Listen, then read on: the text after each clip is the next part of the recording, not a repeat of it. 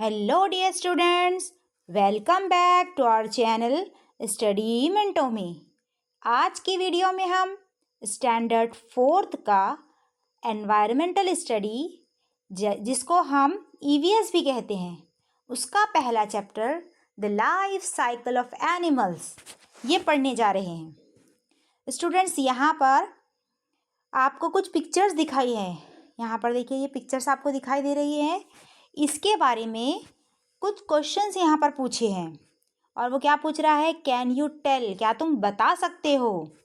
Look at the puppies and there mother in the picture. यहाँ पर puppies दिए हुए हैं। देखिए स्टूडेंट्स, ये पिक्चर्स के अंदर आपको पपीज नज़र आ रहे हैं और ये उनकी मदर है। Do you see some similarities, यानी ये पपीज़ में और उनकी मदर में आपको कुछ सिमिलैरिटी यानी एक जैसे कुछ दिखाई दे रहा है। यहाँ पर क्वेश्चन पूछ रहा है।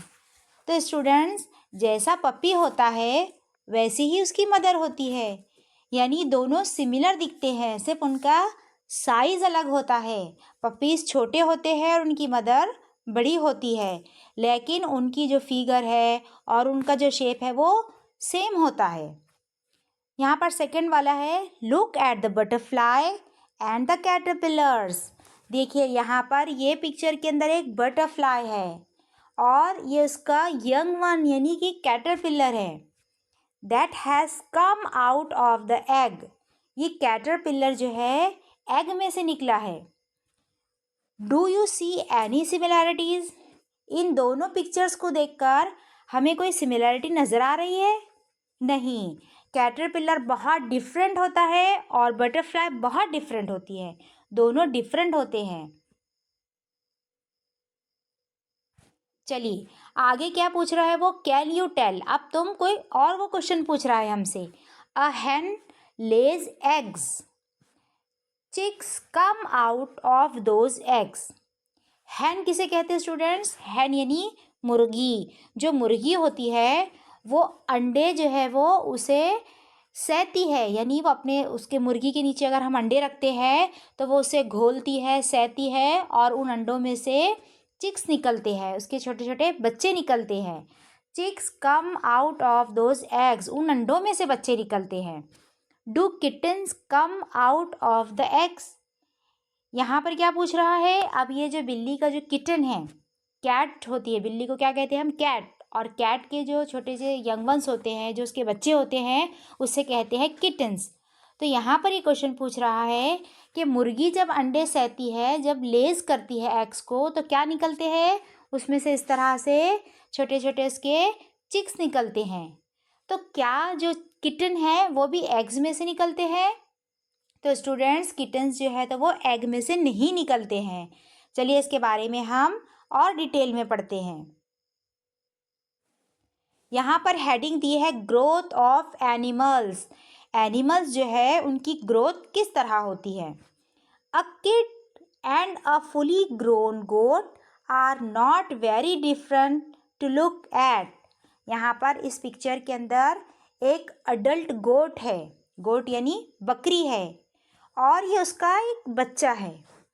तो ये दोनों में कोई ज़्यादा हमें डिफरेंट नज़र नहीं आता। डिफरेंस यानी उनमें कुछ अलग दिखाई नहीं देता, दोनों देखने में सेम दिखाई देते हैं, सिर्फ उनके हाइट और साइज़ में फ़र्क होता है। There is not much difference between a kitten and an adult cat. और इसी तरह स्टूडेंट्स, यहाँ पर भी देखिए, कैट और किटन के अंदर भी ज़्यादा डिफरेंस नहीं दिखाई देता है हमें। These babies grow in their mother's tummy and are born from the mother's tummy. ये जो हमने बच्चे देखे हैं, गोट का भी और कैट का भी, तो ये जो है तो उनके मदर के टमी में ग्रो होते हैं और वो एग्स में से नहीं निकलते। To these animals do not lay eggs. और जो गोट है और जो कैट है, काव है, तो ये एग्स को लेज नहीं करती, ये अंडे भी नहीं देते और उनके अंडों में से बच्चे भी नहीं निकलते, बल्कि उनके जो यंग वंस है, उनके जो किड्स है, बच्चे जो है, वो उनके टमी में बढ़ते हैं। उनकी ग्रोथ उनके मदर की टमी में होती है। बट सम एनिमल्स लाइक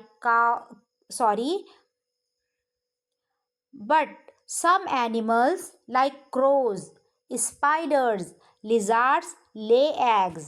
यहाँ पर अलग अलग एनिमल्स के नेम्स दिखाए हैं कि कुछ एनिमल जो है तो वो अंडे देते हैं और कुछ एनिमल्स अंडे नहीं देते। तो यहाँ पर कौन से एनिमल्स अंडे देते हैं? क्रो यानी कौवे, स्पाइडर्स मकड़ियाँ और लिजार्ड्स यानी ये एनिमल्स जो है तो वो एग्स देते हैं और उनके एग्स में से उनके बच्चे निकलते हैं। नेक्स्ट हमारा पैराग्राफ है a chickens is born from an egg. अब हमने देखे कि गोट और जो किटन्स है तो वो उनके बच्चे जो है तो उनके मदर की टमी में होते हैं, वहीं पर उनकी ग्रोथ होती है। जबकि चिकन्स जो है तो वो कहाँ पर उनकी ग्रोथ होती है? एग्स में।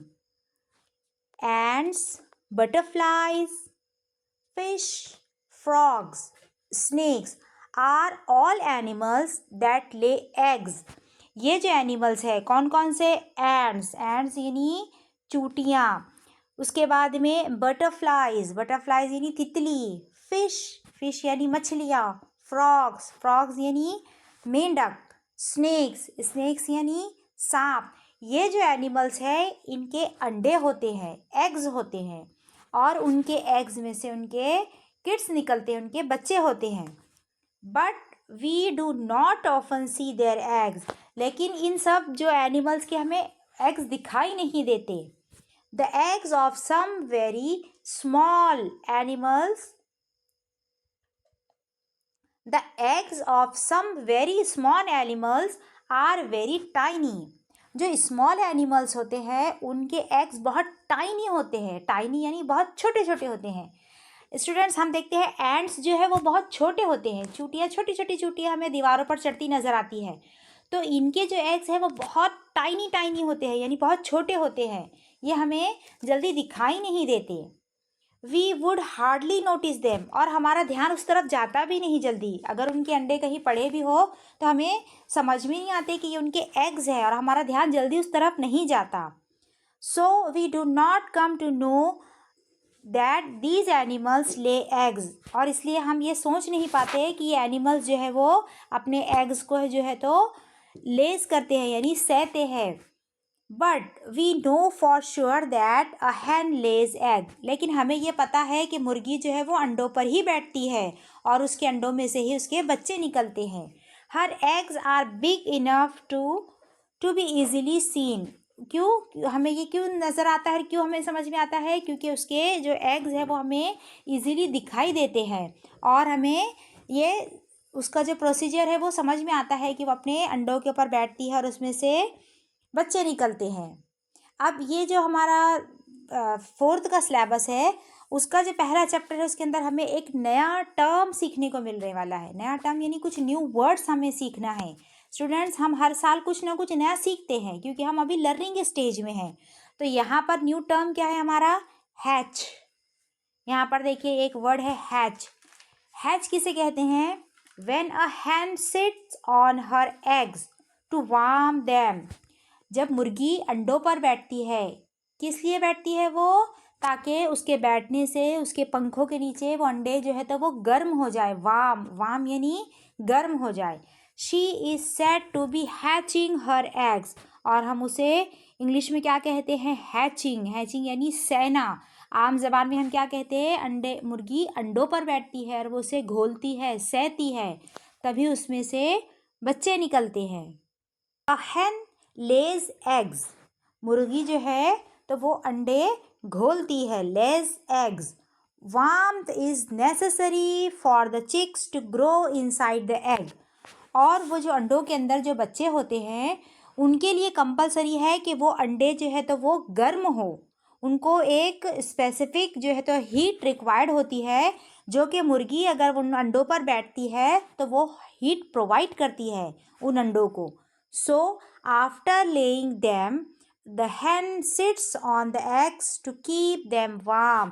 वो अंडों के ऊपर बैठती है और उन्हें गर्म करती है, वार्म करती है। वो अंडों पर बैठती है अपने पंख फैलाकर, तो अतराफ का जो टेम्परेचर है वो उसके ऊपर इफ़ेक्ट नहीं करता। वो अपने अंडों को पूरा अपने उससे गर्म कर देती है अपने पंखों की मदद से उस पर बैठकर। The chicks inside slowly keep growing, और जितने ज़्यादा दिन वो उसके ऊपर बैठती है वो जब वो उसे वार्म करती है, उसे गर्म करती है, तो अंदर जो एग्स के अंदर जो चिक्स होते हैं वो ग्रो होना शुरू होते हैं। इनसाइड यानी अंदर, अंडों के अंदर जो सब्सटेंस होता है वो ग्रो होकर चिक्स के अंदर कन्वर्ट होता है। इस तरह चिक्स डेवलप होते हैं। When its growth is complete, the chicks breaks the eggshell and comes out. और I think after 21 days, 21 दिनों के बाद जब उसको एक स्पेसिफिक हीट प्रोवाइड हो जाती है और अंदर जब चिक्स बन जाते हैं एग्स के अंदर, तो फिर वो क्या करते हैं, एग शेल ब्रेक करते हैं। ये एग शेल होता है, इन अंडों के अंदर ये चिक्स होते हैं, तो ये एग शेल को वो ब्रेक करके उससे आउट होते हैं यानी बाहर आते हैं। The hen looks after its chick till they grow a little bigger. और ये जो मुर्गी है वो अपने चिक्स को कब तक लुक आफ्टर करती है, लुक आफ्टर यानी देखभाल करती है, कब तक, जब तक कि वो कुछ बड़े नहीं हो जाते, तब तक वो उनका ध्यान रखती है। डू यू नो, क्या तुम जानते हो, when a hen is hatching her eggs, she becomes aggressive for fear of their safety. जब वो हैचिंग करती है यानी वो अंडों के ऊपर बैठकर उसे वार्म करती है, तो वो क्या हो जाती है, एग्रेसिव यानी बहुत गुस्से वाली हो जाती है। For fear of their safety, अब उसे डर लगा रहता है कि कोई मेरे अंडों को नुकसान ना पहुंचा दे। She attacks any one who tries to go near the eggs, और अगर कोई अंडों की तरफ जाने की कोशिश भी करता है तो वो उनके ऊपर अटैक करती है, क्योंकि वो उसके बच्चों की, उसके एग्स की देखभाल करना जानती है। इसके लिए वॉट आर द यहाँ पर पूछ रहा है यूज़ योर ब्रेन पावर। यहाँ पर हमको क्या पूछ रहा है क्वेश्चन कि आप अपना दिमाग लगाइए, अपना ब्रेन पावर का यूज़ कीजिए और इस क्वेश्चन का हमको आंसर दीजिए। What are the similarities between the hen and her chicks. हमने यहाँ पर देखे ना, ये हैन और उसके जो चिक्स होते हैं उनमें क्या सिमिलैरिटीज़ होती है। तो स्टूडेंट्स, हैन जो है तो वो साइज़ में बड़ी होती है, जबकि चिक्स साइज़ में छोटे होते हैं। हैन का जो वेट है वो ज़्यादा होता है, चिक्स का वेट कम होता है, लेकिन इसका जो अपीयरेंस है और चिक्स का जो अपीयरेंस है वो सेम होता है। उनकी चोंच, उनके पंख, वो सब सेम होते हैं। मेटामॉर्फोसिस, यहाँ पर एक नया और आपको एक वर्ड सीखने के लिए मिल रहा है, मेटामॉर्फोसिस। मेटामॉर्फोसिस किसे कहते हैं। There are similarities between a goat and its kid. यहाँ पर क्या बता रहे हैं वो, कि गोट में और उसके बच्चे में सिमिलैरिटीज़ होती है, वो दोनों सेम दिखाई देते हैं। And between a hen and her chicks, एक मुर्गी में और उसके जो बच्चे होते हैं उनमें भी बहुत सारी सिमिलैरिटीज़ होती है। However a caterpillar and a butterfly are very different. हमने पहले फोटो में देखे हैं कि कैटरपिलर और जो हैन हमने यहाँ पर पिक्चर में देखे हैं कि एक कैटरपिलर, और यहाँ पर देखिए ये कैटरपिलर है और ये बटरफ्लाई है, ये दोनों बहुत डिफरेंट दिखाई देते हैं। तो यहीं पर वो क्या बता रहा है कि